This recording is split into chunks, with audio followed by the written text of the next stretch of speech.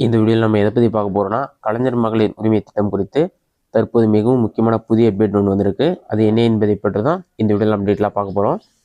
பொங்கல் பண்டிகையை முன்னிட்டு பார்த்தீங்கன்னா, மகளிர் உரிமை தொகைக்கான தவணை தொகை ரூபாய் 1000 வந்து பெண்கள் வங்கி கணக்கில் செலுத்தப்பட்டு விட்டது. இதுதான் அமௌண்ட் கிரெடிட் ஆனதுக்கான mail. Dear customer, DBT government payment of ₹1000 credited to your account சொல்லிட்டு அக்கௌண்ட் நம்பர் மென்ஷன் பண்ணிட்டு 13/1/2026 சொல்லி மென்ஷன் பண்ணிருக்காங்க. உங்களுக்கு அமௌண்ட் வந்திருக்கான்னு செக் பண்ணி பாருங்க. சமீபத்தில் அமைச்சர் பெரியசாமி வெளியிட்ட அறிவிப்பில் என்ன சொல்லியிருந்தாருன்னா, பொங்கல் கொண்டாட்டங்கள் முடிவதற்குள் பெண்களுக்கு இனிப்பான செய்தி வரும். பெண்களுக்கு இனிப்பான செய்தியை முதல்வர் விரைவில் அறிவிப்பார் என்று அமைச்சர் பெரியசாமி கூறியிருந்தார். இது கண்டிப்பாக மகளிர் உரிமை திட்டம் சம்பந்தமான அறிவிப்பாக இருக்கலாம் என்று எதிர்பார்க்கப்படுகிறது. அதே சமயத்தில் மகளிர் உரிமை தொகைக்கான மாதம் ரூபாய் 1000 உயர்த்தப்பட்டு 1500 அல்லது 2000 வரை வழங்கப்பட வாய்ப்பு இருப்பதாகவும் கூறப்பட்டுள்ளது.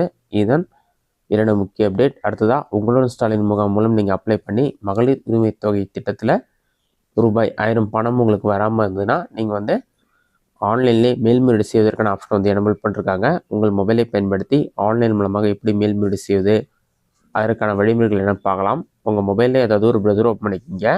கூகுள் சர்ச்சில் போயிட்டு KMUT TNGOVன்னு சொல்லி டைப் பண்ணுங்க.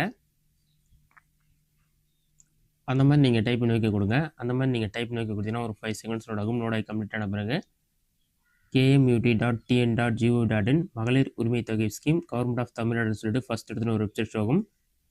அந்த வெப்சைட் வந்து செலக்ட் பண்ணுங்கள். வெப்சைட் ஓப்பன் ஆன பிறகு கலைஞர் மகளிர் உரிமை திட்டம் சொல்லியிருக்கும். இதிலே பார்த்தீங்கன்னா மெனு வந்து 3 லைன் கொடுத்துருப்பாங்க. அதை கிளிக் பண்ணிங்கன்னா குறைத்தீர்வுன்னு ஒரு ஆப்ஷன் இருக்கும். குறைத்தீர்வுன்ற ஆப்ஷன் வந்து கிளிக் பண்ணுங்கள்.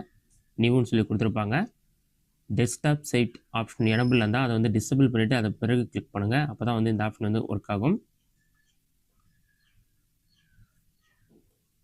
ஒரு 5 செகண்ட்ஸ் லோட் ஆகிட்டு குறைத்தீர்வுன்னு சொல்லிட்டு அதுக்கு உங்களுடன் ஸ்டாலின் முகாம்களில் கலைஞர் மகளிர் உரிமை திட்டம் 2ஆம் கட்டத்தில் விண்ணப்பித்த பயனாளிகள் மட்டுமே குறைத்தீர்வுகளை சமர்ப்பிக்க இயலும்.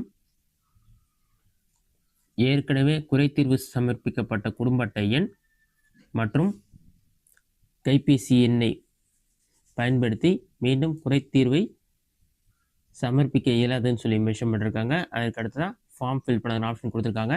குறைத்தீர்வு தெரிவிப்பு வரும்னு சொல்லிட்டு ஃபஸ்ட்டு விண்ணப்பதாரரோட பெயர், அடுத்ததான் குடும்பத் தலைவர் பெயர், கைபேசி எண், என்ன மொபைல் நம்பர் நீங்கள் மகளிர் உரிமைத்துக்கு அப்ளை பண்ணும்போது கொடுத்தீங்களோ அது, அடுத்ததான் அவங்களோட ரேஷன் கார்டு நம்பர் அதை என்டர் பண்ணி கேட் ஓடிபி கொடுத்தீங்கன்னா அந்த மொபைல் நம்பருக்கு ஓடிபி வரும். அதை என்டர் பண்ணி நீங்கள் வெரிஃபை பண்ணுற மாதிரி இருக்கும். அதை வெரிஃபை பண்ண பிறகு குறைத்தீர்வு வகைன்னு சொல்லியிருக்கும். அதில் உங்களுக்கு மகளிர் உரிமை தொகை வரலன்னு சொல்லி மென்ஷன் பண்ணிவிட்டு குறிப்பில் டீட்டெயிலாக வந்து நீங்கள் டீட்டெயில்ஸ் ஃபில் பண்ணுற மாதிரி இருக்கும்.